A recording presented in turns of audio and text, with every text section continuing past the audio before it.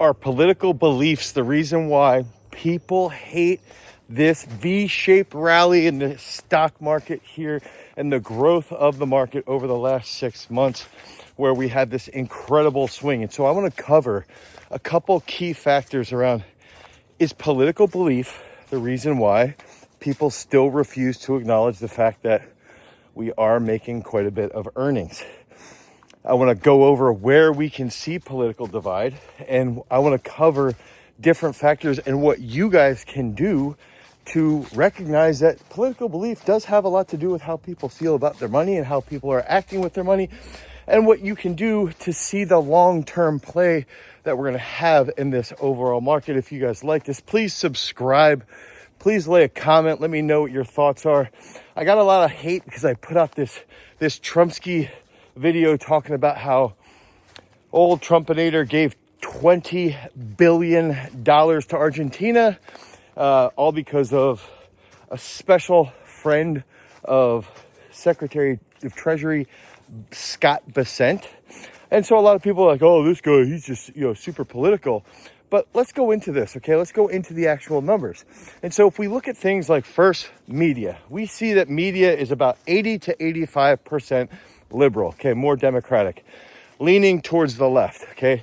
That's a huge, huge play on what we're going to be understanding here as far as, how people are trying to be persuaded or how people are trying to persuade others if they consume actual traditional media, okay?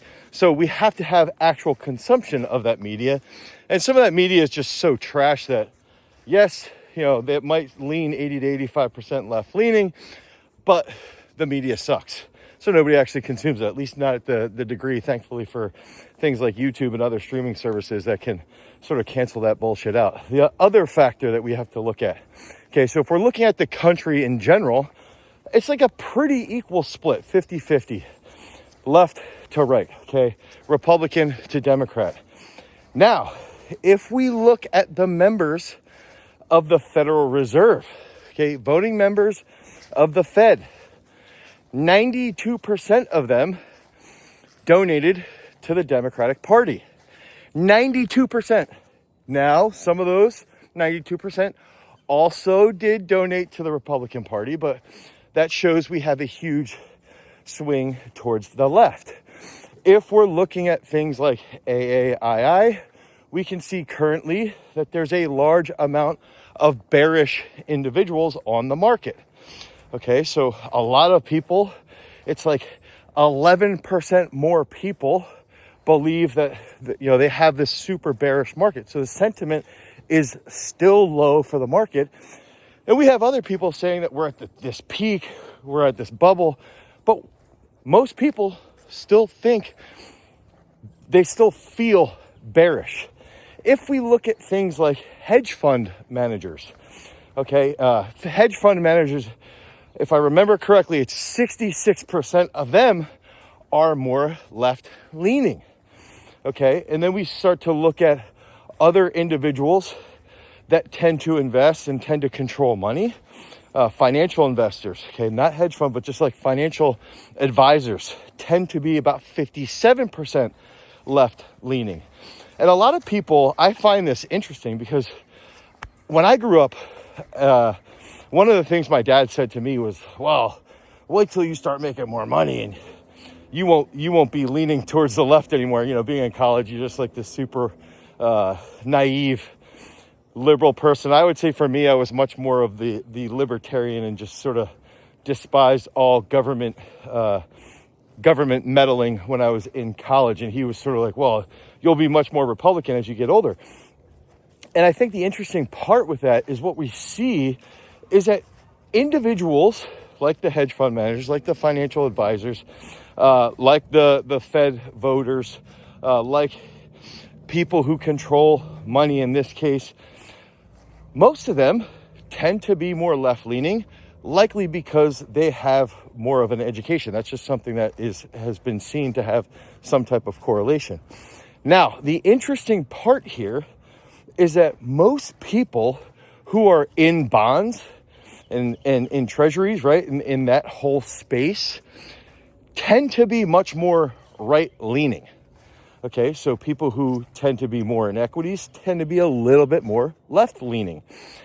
And because they are more left leaning in equities, they have seen, or they have felt, because Donald Trump is a lunatic, that there's a large amount of instability.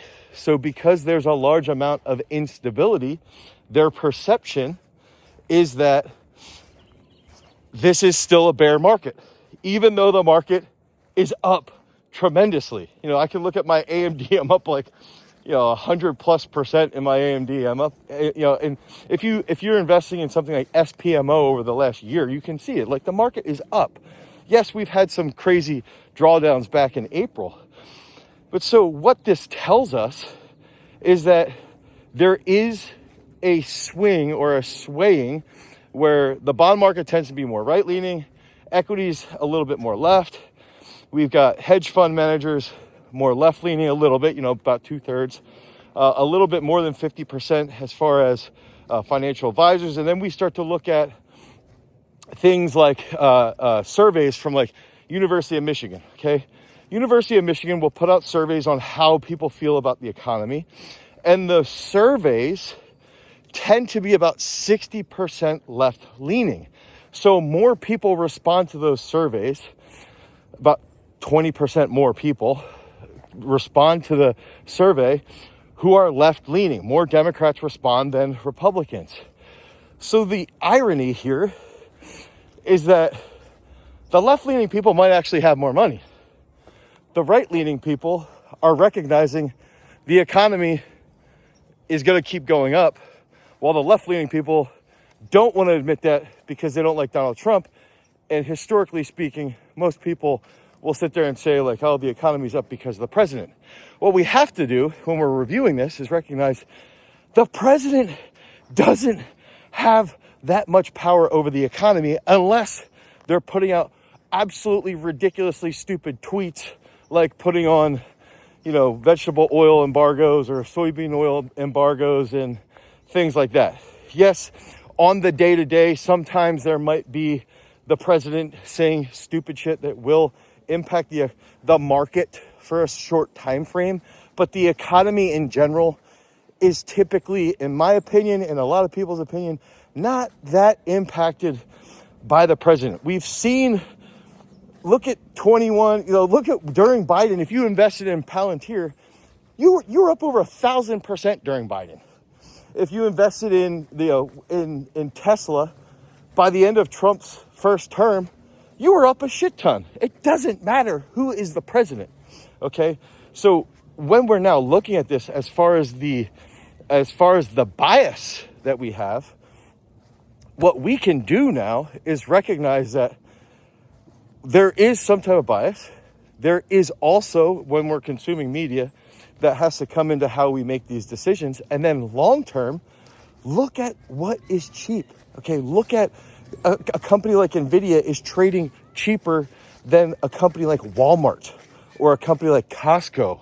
Okay, so we have to factor all of that stuff in when we're making these long-term decisions. And we can also recognize that there's some things happening right now in the market that if we continue to ignore, look at the Genius Act and look at what happened with things coming out with like all the growth with stable coins and what Wall Street is doing to tokenize everything. So if we continue to ignore those things just because we're left leaning with our politics, we're going to end up losing money.